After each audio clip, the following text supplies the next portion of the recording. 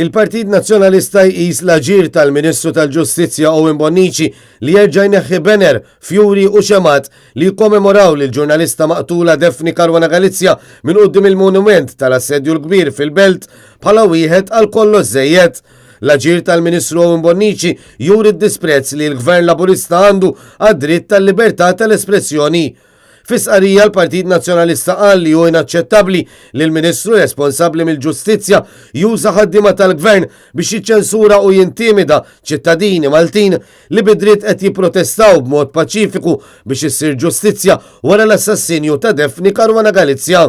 F'pajjiż tas-sew demokratiku, il-Gvern jagħmel kull sforz biex jiżgura u jipproteġi id-dritt ta' kull ċittadin li jipprotesta b'mod paċifiku u mhux juża l-iskużi patetiċi li qed iġib il-Ministru.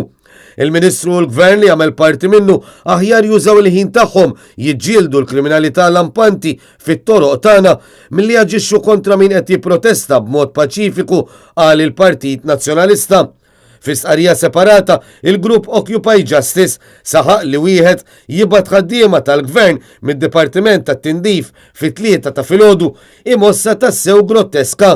Dan mhux xejn ħlief soppressjoni tal-espressjoni tkissir ta' drittijiet demokratiċi u dawn l-affarijiet ma jseħħux f'pajjiż tal-Unjoni Ewropea.